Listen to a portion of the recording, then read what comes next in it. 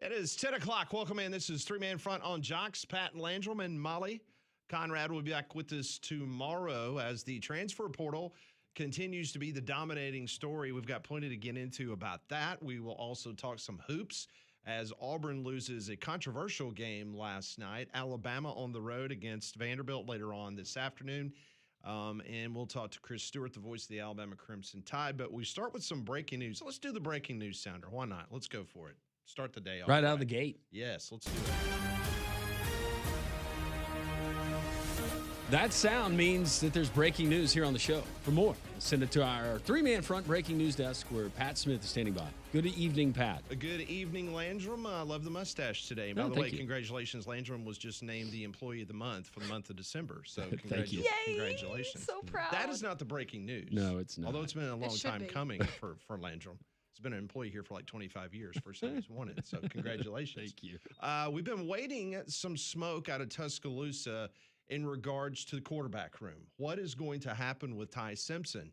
There's been speculation that if he decided to forego his NFL draft status, that he could either come back to Alabama, he could go into the transfer portal. Well, just moments ago, multiple outlets, and I've double-checked on this myself, that Ty Simpson has notified the staff at the University of Alabama that for the 2026 year, he will put his name in the NFL draft. Good for Ty Simpson. He will not be back in Tuscaloosa as the quarterback of the Alabama Crimson Tide. Yeah, and you know, there was always that potential, and we speculated on it. What if he did decide to come back and maybe the internal problem that would cause in the Alabama quarterback room with Keelan Russell and that being the future? But I think this is a really good move for Ty Simpson. Ty Simpson, I look at some of the draft, the mock drafts, and Walter that you mentioned and a couple of others where they have him. I can't see him falling that much unless there was something that was revealed in a physical or something that's underlying that we don't know about. Good for Ty Simpson, and maybe good for folks like Conrad that appreciate what Ty did for University of Alabama, but excited about the potential of an explosive player in Keelan Russell.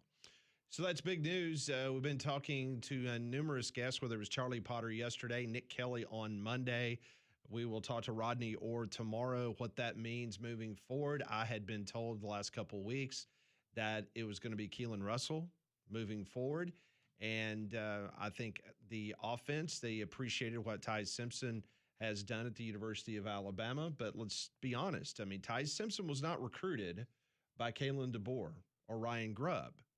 So the last two quarterbacks that you've seen try to run their offense, it was not guys that they recruited, that they brought in to run their system. Now, Austin Mack, obviously he followed Kalen DeBoer from Washington, so he did not get an opportunity to train much or at all when he was in Seattle before he came to Tuscaloosa, but he's been around the program the last 2 years.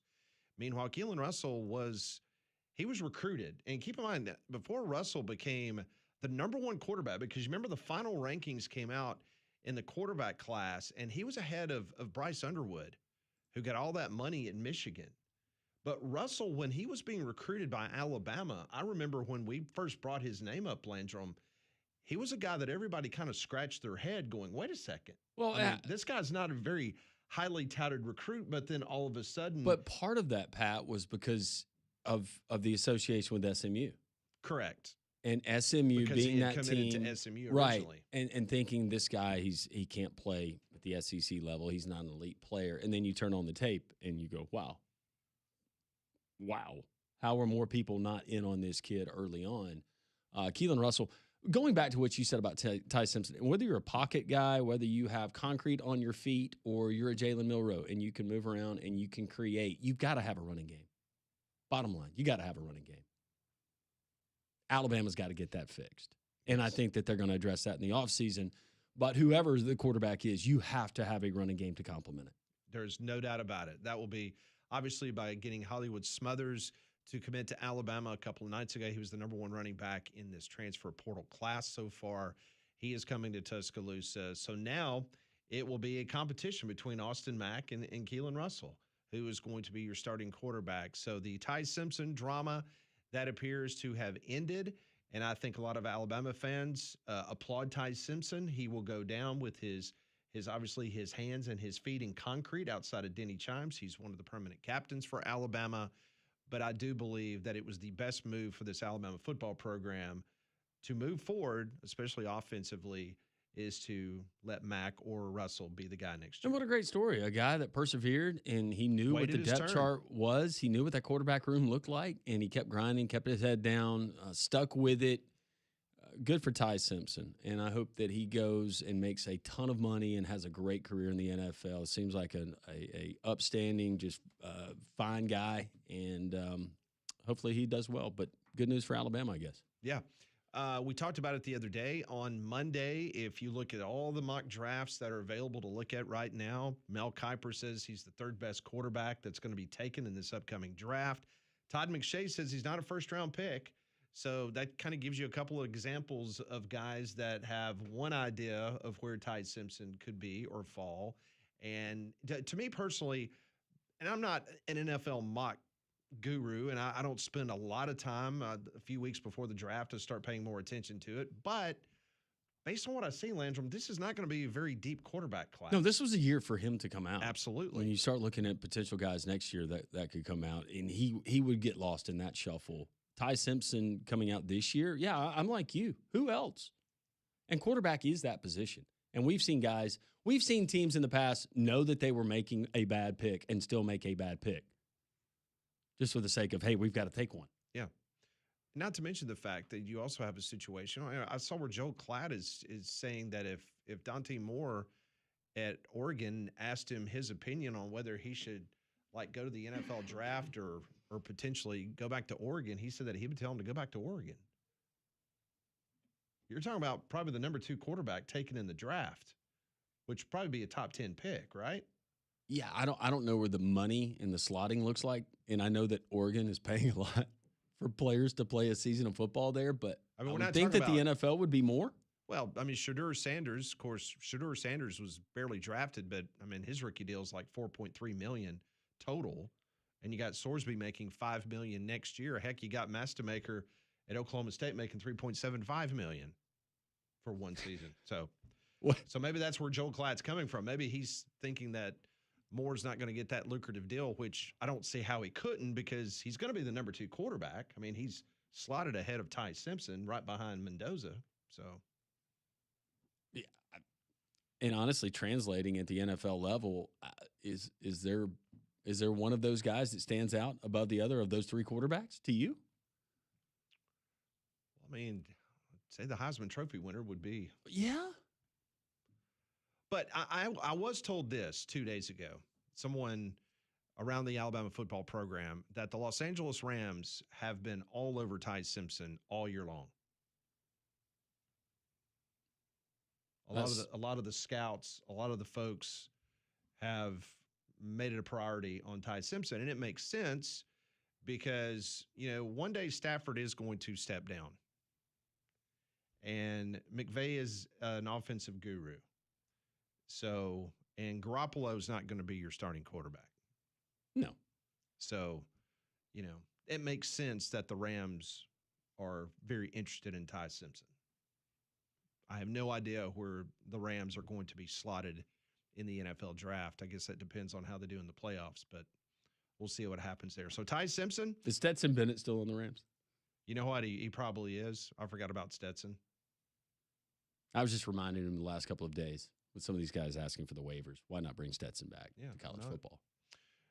Meanwhile, on the Alabama front in the transfer portal, former Michigan interior offensive lineman Caden Strayhorn, he's officially transferred to Alabama. The 6'2", 308-pounder played alongside Michael Carroll, who's the freshman outstanding offensive lineman for Alabama. They played together at IMG Academy down in Florida. So now Strayhorn, whose father was a center for Nick Saban at Michigan State, he will now wear the crimson. Also yesterday, a commitment from inside linebacker Caleb Woodson. That is not a big shock because he was actually the first name that was brought up when the transfer portal opened up on Friday. The Virginia Tech linebacker, he is now heading to Tuscaloosa. He is 6'3", 230 pounds. Woodson only played in 9 games during the Hokies last season, but the junior finished second on the team in tackles with 58. He's a starter for 5 games. So he is coming into that linebacker room because you lost a trio of seniors for Alabama: Deontay Lawson, Justin Jefferson, and Nakai Hill Green. They're all out of eligibility. So they got a talented group of young linebackers, but they needed someone with a little bit of experience. And so Caleb Woodson is now a member of the Alabama Crimson Tide. So 2 guys came out of the portal for Alabama. Meanwhile, another defensive lineman headed into the portal. That's Kelby Collins, the Gardendale native. Remember, he played at Gardendale High School, and then he went to Florida for a couple of years, transferred to Alabama. So now he is entered into the transfer portal. He logged 2 sacks this season, 1 in each meeting with Oklahoma, got a lot more playing time down the stretch. And so he joins Keon Keeley and James Smith, who went into the portal yesterday. Now, Keon Keeley, I was told a couple of days ago that Alabama would like to have a discussion about potentially bringing him back, and I saw where Keon Keeley is visiting Notre Dame. So Okay. I would think that if he's going to visit somewhere, then that the likelihood of him returning to Alabama has probably ended. Yeah, it'll be interesting to see because Notre Dame on their transfers and guys that they can bring in, I know that their requirements are a little bit higher. I'm not questioning that. I just didn't know where Keon Keeley was in his coursework. Had he already finished up at Alabama? Because we had that conversation with Tom O'Malley last year, Irish Illustrated. Mm-hmm. Yep. The Irish transfer portal, as far as intake at Notre Dame, it's a little bit more difficult. Yeah, it's kind of like how academically how some of those doesn't translate programs, at times. Yeah, correlate.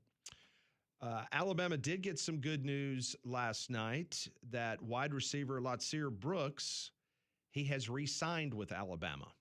So he's officially back for Alabama. He told Yay Alabama, "I love it here. There's no reason to leave." So Lottie Brooks, who had an incredible year as a freshman, number 17, will be back next year. He appeared in 14 of Alabama's 15 games. So 5'9", 191, but if it was not for him in the Oklahoma game, Alabama would have been in trouble. Seems like it's been more prevalent this year than any other year. Like I'm talking like it's a 100-year history of the transfer portal where they're announcing that guys have re-signed with their existing school. Used to, we just didn't get an announcement. They were still on the roster.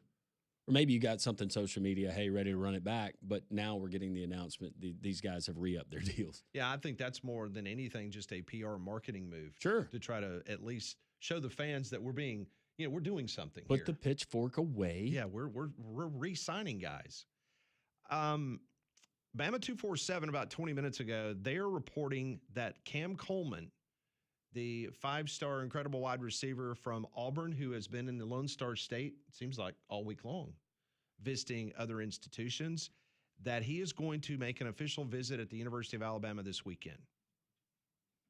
That's according to Bama 247. Also according to Bama 247, University of North Alabama punter Adam Watford, who was voted Coast Specialist of the Year in the United Athletic Association this past season. He has been in contact with Alabama. Remember, Alabama needs a punter. Their punter ran out of eligibility. So it appears that Adam Watford from North Alabama is someone that Alabama has been in contact with. And also, I brought up this name a couple days in a row now, but Alabama is trying to search for a couple more offensive linemen. They've got their eyes set on Jacarius Peak. He is the really good offensive lineman from NC State. Now, Peak is visiting Texas A&M as we speak. And Alabama, Oregon, and Texas are supposedly in the mix for his services as well. He was a 3-year starter at NC State. He was an all-ACC honorable mention selection this season. So Alabama is hoping to get him on campus. And I brought this up on Monday, the potential of Olas Alanen, of him maybe going to Auburn because he loves Alabama barbecue. No, he wanted to get back to the colder climate. Yes, and that's what he's doing. He has committed this morning to the University of Kentucky. So he is going to the Bluegrass State. No more Alabama barbecue for Olas. Olas, yeah. Would think Finland to Tuscaloosa, climate-wise, a little bit different. Lexington, you're going to get probably a little bit more snow, right? Oh, yeah. Absolutely. Annually. The cold doesn't bother him anyway. No, No, no. Olas. He's a big fella. he's a huge fella. You know what? I wonder if he's ever had the surgery. See, we should have got someone. We should have got Conrad to go down to one of the Alabama press conferences and ask him that question. That could be like his Nana pudding. Mm-hmm. He goes, "Oh man, I eat that every day. It's like a dessert. It's awesome." I was about to do my Finnish accent. I'm not going to. I would love to have heard it because I would like to distinguish between your Swedish, Yes. your Finnish, or your Norwegian. You have to listen for it, Pat. It's very distinct. Okay, depends on what part of Norway you're trying to. Yes. There's many different dialects. See, I was thinking Frozen, like Anna, Elsa, Olaf, Sven, those characters, you know? So that is the Alabama transfer portal situation. Meanwhile, Auburn, it's kind of quiet so far this morning. Now, yesterday afternoon, it was reported that Baylor running back Bryson Washington, he is expected to visit Auburn. So after the flurry of activity with all the players from South Florida that committed, including the quarterback yesterday, Bryson Brown, it appears it's kind of calmed down a little bit, but Auburn will continue to be very active. So that kind of gives you the update here at 10:17 of where we are in the transfer portal. But again, the big story, Ty Simpson declaring for the NFL draft. I can't believe we did not leave with former Oklahoma and Auburn quarterback Jackson Arnold. Oh, yeah, he found a home this morning. Congratulations. He will now get to matriculate. Mm-hmm. What could go wrong there? Good for Jackson Arnold. You think he's getting 1.9 from UNLV? Can't wait to read the book. You know, I played for Hugh Freeze and Dan Mullen. What if Hugh follows him out there? He's on Dan's staff. Did you see who Nebraska got in the portal quarterback-wise? We're not paying attention. Well, Nebraska's no, dead to me. But we got the UNLV quarterback. In all sports. Oh, yeah. In all sports. Nebraska's dead to me. All sports? Yeah. Well, yeah. They're not. He's mad because Nebraska didn't cover the 3.5. Oh, I know. Ohio State. Trust me. Yeah. I endured it for 4 hours yesterday, Mhm. and even in the breaks. And I'm Yeah. still He was enduring it. steaming. Yeah. Women's volleyball. We don't I'll have to still- talk about that. Well, I'll they're still- losers. They're not. I mean, they didn't. What did they win? Nothing. They got smacked around by the SEC. SEC dominates volleyball now. From a historical perspective, I have an appreciation for Nebraska women's volleyball. Thank you. Landry. I don't. The men's volleyball team, they suck. Just like We don't have people a used to men's have an volleyball team. affinity for SEC football, but we're probably not going to win another national championship. No, It's going to be 3 in a row. we're good in the Olympic sports. Yeah, we have completely now. Just wait to the Winter Olympics next month Oh. to see all the wonderful SEC athletes that are competing in the I bet in the Olas. downhill. I bet luge. Olas is going to have a watch party for the Winter Olympics. Probably right. All right, we've got a lot Sir to get Sturman on a into. cracker. We will continue to update you. We'll get into the basketball from last night around the SEC, including the wild finish down on the plains of Auburn. Brian Edwards at 10:45 from Vegas Insider. Chris Stewart, the voice of the Alabama Crimson Tide, he'll be on the call tonight against Vanderbilt. JP Shadrick will join the show, one of the senior reporters for the Jacksonville Jags. He is a Birmingham native, went to the University of Alabama. We'll talk to him about the Jags and the Bills and the rest of the NFL playoffs. And Trey Wallace, who is in Atlanta, Georgia, getting ready for Indiana as can the Hoosiers march forward on to the national championship game as they have a rematch against Oregon. A lot going on. We'll get to all your calls, your texts as well on this very busy and active Wednesday three-man front.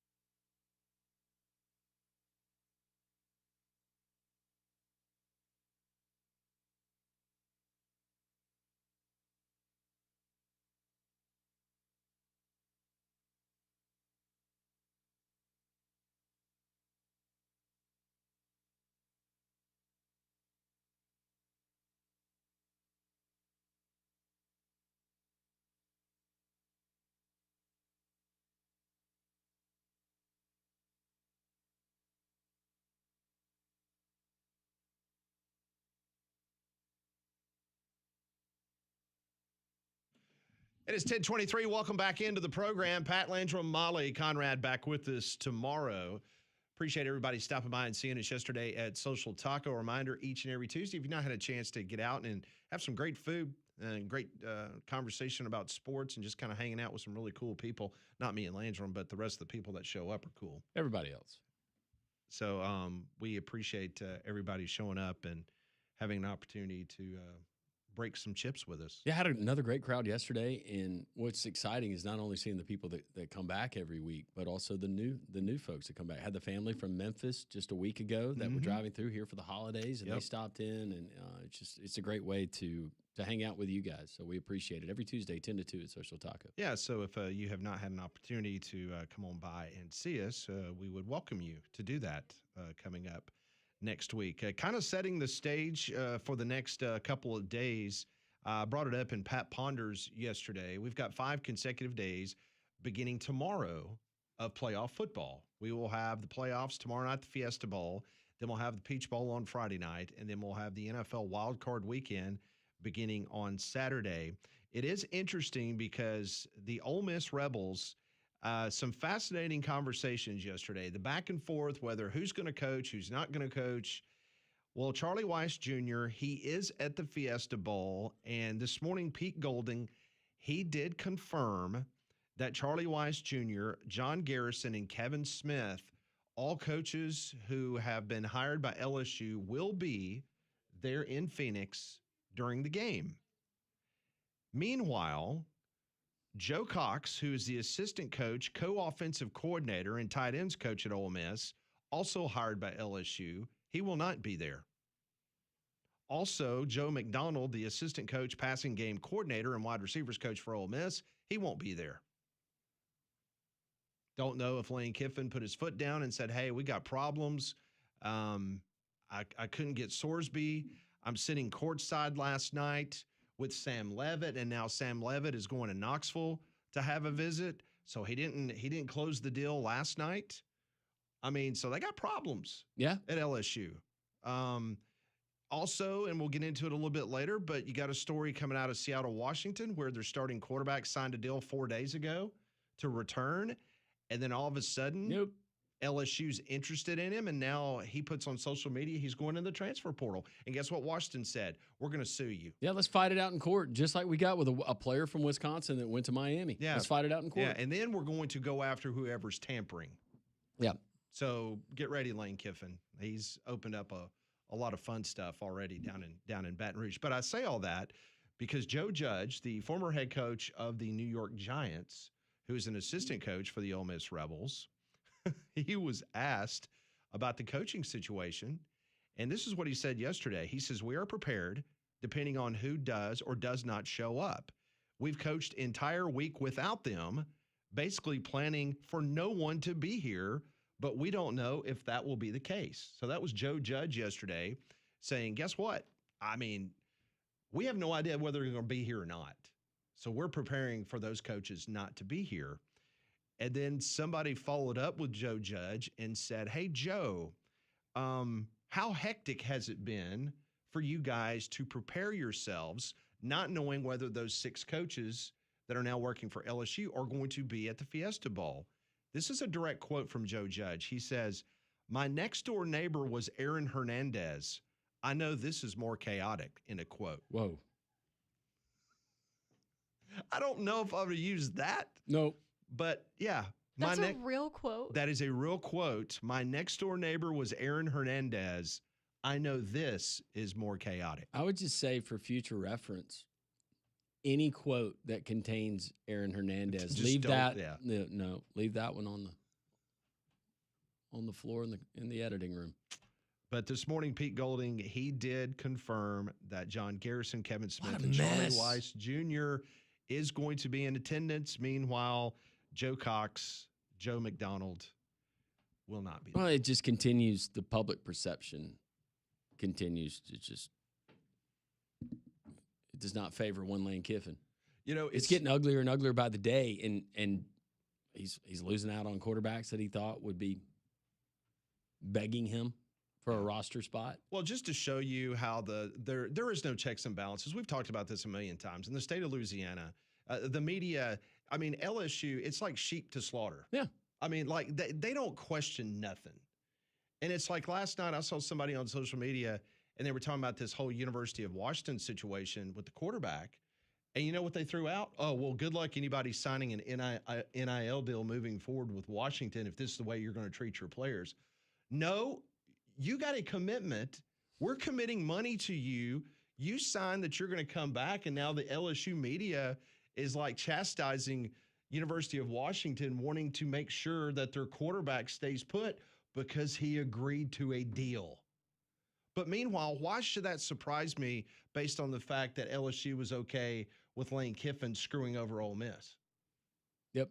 This is just another instance to remember when college football comes to a crashing halt. Just timestamp it. Yeah. No, you're right. Get more of this every year. All right. We've got a full bank of calls. We got text. We got to talk some basketball. We'll do that next on Three Man Front.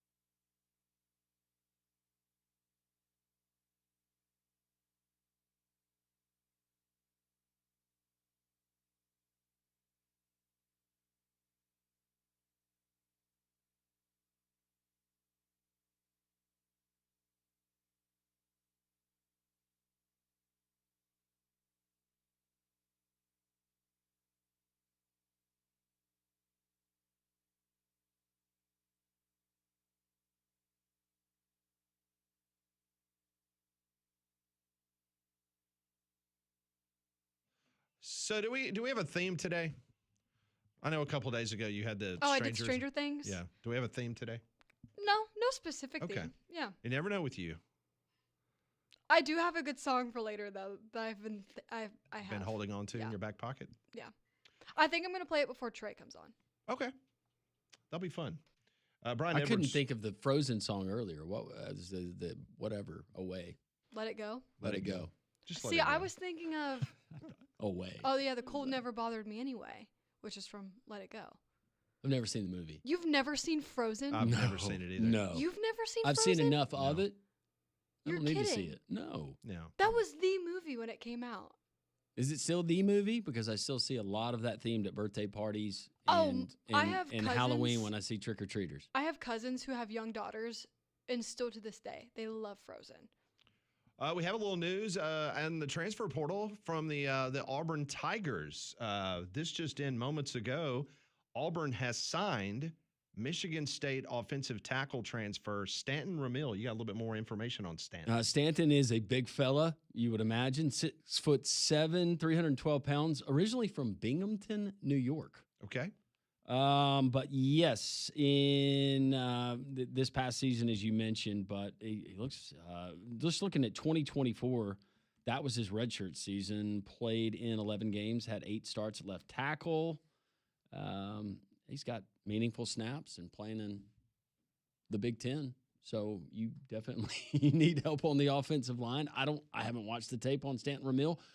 I don't know if I would know exactly what I was watching at times or what they're looking for in Alex Golish's offense, but 6'7", 312. According to 247, he is the 11th best offensive tackle currently in the transfer portal. Okay. So Auburn just got themselves an offensive tackle. Got a good smile. Speaking of Auburn, last night on the Plains, the Texas A&M Aggies came to town as Bucky McMillan brought Buckyball to Lee County, Alabama, and man, it was a wild one. This is the way it sounded if you were listening to it on Jocks last night on the Auburn Network. Throws to midcourt. Got a shot at it. 3 to win it. Yes! He got Yes! it. Auburn Yes! wins. Auburn wins. Yes! Murphy hit Yes! the 3. The Tigers Yes! win. Yes! The Tigers win. Unbelievable. Oh my goodness! Unbelievable. Oh my goodness! Murphy Oh my goodness! from just inside Oh my midcourt goodness! knocked it home. What a The shot! Tigers win. What a The shot! Tigers win. Unbelievable. Magnificent Murphy comes through! Murphy caught it and shot it. A three-pointer to win it. Unbelievable. That's the way it sounded on the Auburn Network. Everyone was excited because Keyshawn Murphy drilled a shot from way beyond the arc as time expired I on didn't the game sense the clock. excitement there. It was huge. It's a great play. Unfortunately, as the day and time that we live in both college football and college basketball, everything must go to the monitor. This is the way it sounded on the Auburn Network as the officials met at the monitor on the headset with Birmingham in the SEC office. This is the way it sounded. Officials has taken his headset off. The other takes Game his is headset over. off. Game Over. And they didn't give it to him. He didn't get rid of it in Oh time. no! No way! And Texas A&M wins. Holy cow. Holy cow. No way! We're getting the review. And watching this review, the ball is out of his hand in time. But A&M has been declared the winner. How can that be? This is unbelievable. How can that be? And the officials have left the floor. Peter Raderkus had a video of fans throwing trash on the officials as they were leaving the court under security guard last night after the game. So that was an ugly Officiating in Auburn has not been going swimmingly through football season in the first 2 games. And unfortunately for Auburn fans, first 2 conference games, a lot like your football team. Very, very close. Yep. So Auburn loses 90-88. Let's hear from Stephen Pearl after the game. Still a little bit confused about what exactly took place. I don't have a clear understanding of what their reasoning behind, what they were going off of. And, so we're going to gather more information and, hopefully we can kind of elaborate on it. But, just from the angles that I saw, it looked like the ball was out of his hands on the red light on the, scoreboard that we were looking at. But I would imagine that they had a different angle that they were looking at to determine that, the ball wasn't out of his hands.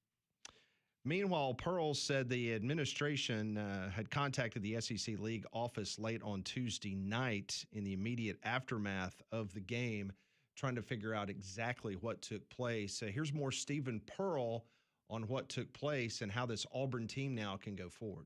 It's devastating, but, I told the guys, we have one choice. What else are we going to do? What else are we going to do? Are we going to sit here and just pout about it, or are we going to get on to the next one? That's Like, I'm so excited to get here tomorrow morning and just start grinding again. You know what I mean? Like, I'm proud of these kids, man. Like, you know, and I don't really I don't care about what people think, but like, man, like, I'm like, with 0.4 seconds, we're down 4 and we go to overtime. We're down 12 with 5:08 and we damn near win the game. I only had to bleep him once. I was anticipating that it was going to be a heavier bleep fest. I think Stephen Pearl, he can get it done. I know he's taking criticism from Auburn fans, some Auburn fans that I've seen, and maybe that's just the vocal minority. But this Auburn basketball team does not have a big man. Keyshawn Murphy, not the type of big man that they need, and how that Auburn basketball team was built last season, and that is continuing to be problematic. And they just at times cannot get stops. Todd Pettiford, maybe not so far coming into form like they hoped he would for this basketball team. But two losses, that's what counts, and you got to have your home games. Those home games in the SEC, so important. But 0-2, and then you got an Arkansas team that's rolling in. Doesn't get any easier. No, and by the way, Auburn had a 16-point lead with 12 minutes and 36 seconds left, and within 4 minutes later, the Aggies had the lead. I mean, so they just absolutely threw up all over themselves. And then the Tigers were down by 12 with 3 minutes and 51 seconds left to go, and they actually made it a ball game, which they almost won there at the very end. So as Landrum mentioned, they're 0-2 in SEC play. First time since the COVID year that they have started out this poorly. Arkansas is next at Neville. So let's get to the phone calls before our first guest comes on in the next few minutes. Go to Don. Don, did you take the over last night in that game? Remember me telling you to take it last night? Yeah, that one hit. Did you take it? It did. Did Yep. you It was take 167 was the over at tip off. So yes, I did take the over. Okay. Well, I tell you what, guys. Personally, and I got killed on my message board. I didn't think he got the shot off personally, and I said that on my message board last night. Got called every name of the book, of course. So which angle were you looking at? Because I saw some Texas A&M sites. They had an angle underneath the goal that Auburn was shooting on, and obviously the light looked like it was off and that it was not out of his hands. But then I saw another angle that it looked like to me that the ball was out of his hands. So I'm a little bit back and forth on it.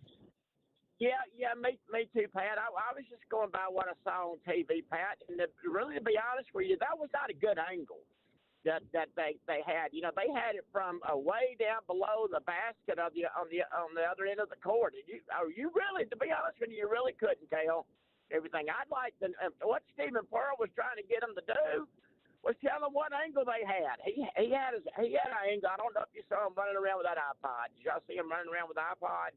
Oh, you mean the iPad? Yeah, I'm sorry, iPad. I was about to say, iPod is about 15 years ago. You were in the area code. It's fine. No, we knew exactly what you're talking about. Hey, I'm old, guys. I was close. That's all right. No, we knew exactly what you meant. But anyway, I mean, and one thing that look, I'm not upset at Stephen Pearl. He's doing what he can do. I mean, he got left with nobody. We had what did we lose? 10 people off that Final Four team. Yeah, 10 seniors, I think. I knew we were. I mean, even if Bruce was there, we'd be struggling. I don't know if Bruce would have lost that might have been why Bruce before the season was like, "Hey, Bruce son, is very smart. It's all yours, buddy." I hate to say it, but I hate to say it, guys, but that might be the reason he left. I would hope not. Well, I mean, there's a reason Nick Saban retired at Alabama. Yeah. And I think Stephen Pearl probably, not Stephen, sorry, Bruce, decided, you know what, got to the Final Four. Might take a couple years maybe to get this roster back to where it was before. I think naturally the tendency is to jump on. It's going to be to jump on Stephen Pearl and say that he can't get the job done. But Stephen Pearl is an integral part of Auburn's success under Bruce Pearl as an assistant coach in devising game plans. I think he's a good coach. Right. Now, Landrum, you just brought it up. You guys just brought it up a minute ago. If you're a good team, you can't at home. You cannot let the other team go on a 31-6 run. Yeah, you had a 16-point lead with 12 minutes left in one of the toughest venues in college basketball, and you threw up on yourself, and you lose the game. And that's the issue with this team. They can't get stops when they need stops. Look, I mean, everybody knows how I love Auburn guys and everything, but the jungle to me last night, I mean, I can understand why. That was quiet. That wasn't the jungle, okay? That wasn't my old jungle, okay? Well, we'll see what But, happens. but You got hey, Arkansas coming up next. yeah, hey, that's what I was going to say, guys. We got 16 more games to play and everything, but honestly, if I had to say right now, we're not going to make the tournament. Well, you get the jungle going crazy. Introduce Byron Brown before the game, and That was cool. Yep. That was cool, and I knew that was going to happen. And of all people, I thank y'all for telling me I'm on a drive, and I did not know we got the offensive line from Michigan State. But that's a start. We need about 5 more, and we need about 6 total defensive linemen too. Now, a question for you guys before I go: do you think any of the guys that played for Alabama that Auburn recruited could possibly come to Auburn? The two that I want to ask about, of course, are Russoff and Smith, because Auburn thought they were going to get them. Auburn really did thought they were going to get them. I don't know if you remember that recruiting or not. I don't remember. I remembered Russo. I didn't remember on Smith. Yeah, I don't remember on Smith either. Yeah, they both were Zach Etheridge was recruiting them. Okay. What's that? Is it called Madhouse down in Montgomery? The fitness center, Madhouse. Isn't that it? Sounds right. Okay, but no, they were close to signing with Auburn back then, both of them. All right, Don, we appreciate the call, man. Don, thanks. Absolutely, thanks, guys. Thank you so much. Brian Edwards joins us next on 3-Man Front.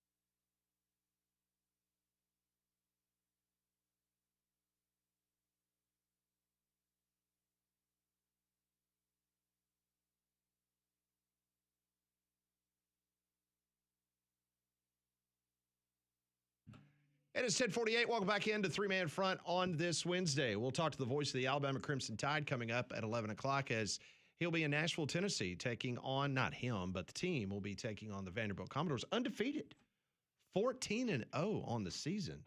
As depending on what poll you're looking at, they're a top 10 team. Was it Alabama have a 5-game? Was that 5-game winning streak? Alabama's on a little heater right now. So yes, so that's coming up. The weird sidelines there in Nashville. That you like watching games played at Vanderbilt? I do not. Yeah. I mean, it's a great historic venue, but I'm just so used to the other. So, yeah. All right, let's go to the Higginbotham hotline quickly and talk to Brian Edwards from Vegas Insider. Brian, I hope you're doing well. Let's get right to the CFP. Let's start with tomorrow night's game in the desert as Ole Miss, currently a 3.5-point underdog to the Hurricanes. Well, before we do that, I just heard y'all talking about Memorial Gym, and you know how I do a little work with Blake Lavelle. Absolutely. Those guys. Yeah, the owner, T at Southeastern 16, the owner has front row seats, and I will be in the front row next Saturday afternoon for Gators at Vandy. Oh, man, that'll be great. That'll be fantastic. So you're on the sideline where the coaches and the team would normally be in every other arena. Right, but where we're at, we're almost at mid-court. Like he sent me pictures before. To my right will be Mark Byington and Vandy's sideline, and then to my left, beyond half court, will be Golden and the Gators. All right, so before we get to football, then let's talk about tonight's game with Vandy, a 4-point favorite against Alabama. Yeah, I'm leaning Vandy here. I hadn't pulled the trigger. They were missing Duke Miles this past weekend, but still won handily. Montgomery's Duke Miles, who leads the team in scoring at 17 points a game. He played at Robert E. Lee down in Montgomery? Yeah, I believe that's right. Yeah. Yep. Yeah, did not know he was a Montgomery yes, guy. He's an Alabama kid. And he started out, I believe, at the non-Power 4 level. And then he went to Arkansas. Yep. No, Oklahoma. Oklahoma last year. And then he's at Vandy now. Yeah. Yep. Yeah, I'm leaning Vandy here. I haven't taken it yet, but I'm definitely leaving Vandy. Alabama's got a couple of injuries. But I mean, I'm leaning Vandy just regardless on that one. All right, let's get back to the college football playoff, and we'll try to circle back if we have some time on some more college basketball. Ole Miss, a 3.5-point underdog in the desert against the Hurricanes. Yeah, I like Ole Miss here. I just think that we've got the quarterback advantage. I think we'll have a decent home crowd advantage as well. I know Miami doesn't have 30,000 fans that can travel, and I think Ole Miss has taken at least 30. And look, I mean, Carson Beck, these last couple games he's thrown for 103 and 138, and it's been all about their defense. And look, Miami's defense is really nasty. There's no doubt about that. But I think that D line, those defensive ends, Bain and Messador, I think those guys are going to get gassed by the fourth quarter chasing after Chambliss all night. But we know Ole Miss can score against anybody. They're on fire. You're kind of getting that destiny feel with them, although I'm not saying that really plays into the handicap. And look, I know Pete Golding hasn't been a head coach very long, but he likes victory formation. Cristobal doesn't. Give me Ole Miss plus 3.5. How about in the other matchup we're going to get on Friday? We got Indiana and Oregon. Indiana winning that first matchup in Eugene 30-20. Slight favorite in this one. Man, it's hard to go against Indiana right now. Yeah, no doubt. I got to go Indiana. So I know we've got the old adage, tough to beat a team twice in the same season. But, I mean, look, they were out in Oregon, had a 20-13 lead. They throw a pick six, which gives Oregon all the momentum. Now it's a tie game. In the fourth quarter, they answer with a 12-play, 75-yard drive, chew up 8 minutes of clock. And then 2 plays later, Dante Moore, they pick him off for the second time. And then they eat 4 minutes of clock, hit a 22-yard field goal to put it away. They were really in control that whole game. Under Signetti, they've been a single-digit favorite 8 times, 7-1 against the spread. Look, Oregon's got a terrific defense, but I think we've got the quarterback advantage. And nothing against Dan Lanning, but I think we got the head coaching advantage. I think IU pulls away in late third and fourth, wins by 2 touchdowns. Give me the Hoosiers. All right, let's talk NFL quickly.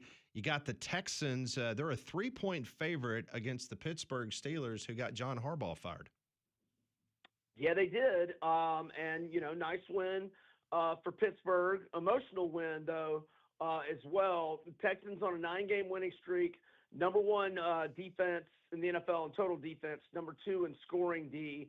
Look, I know they gave up 30 to a rookie QB last week, but the Jags, took control of that game early against the Titans, and Cam Ward left early. And so, by mid-late first quarter, you knew Houston was really playing for nothing. And so, I don't know that they had the same urgency because, it basically made the game meaningless, the game last week against the Colts. So I got to go with the better defense. I know Pittsburgh gets DK Metcalf back, and that's huge, no doubt about it. And the offense looked really good, especially in the fourth quarter last week. But I just don't think they have enough offensive weapons for the Texans defense. Give me Houston -3. All right, what else you got? We got less than a minute left. Anything from the NFL, college basketball, football, whatever you want to give us. Yeah, I'm probably going to take the Packers. I made them 3. Bears had to get a lot of good fortune to come back and win that game at home several weeks ago, and Jordan Love got knocked out of that game, although Malik Willis did play well the rest of that game. So I'm leaning Packers there, probably going to take them. I'm also going to take Missouri +13 at Kentucky tonight, and I'm leaning Boise State -8.5 late night to Grand Canyon. And, I haven't figured out 49ers or Eagles. I might get involved with the Rams, maybe a first half bet. I don't want to lay double digits, though. And I think that's about all I got, gentlemen. I like Mizzou +13 at Rupp. Yeah, Missouri's healthy again. Maybe a little bit of a flat spot after beating Florida. But Kentucky has not blown me away by any means this year. That is Brian Edwards. You can follow his work, majorwager.com, also Vegas Insider. Brian, thanks a lot, man. We'll talk to you next week. Thanks, fellas. Happy New Year. You Happy too. New Year. Voice of the Alabama Crimson Tide.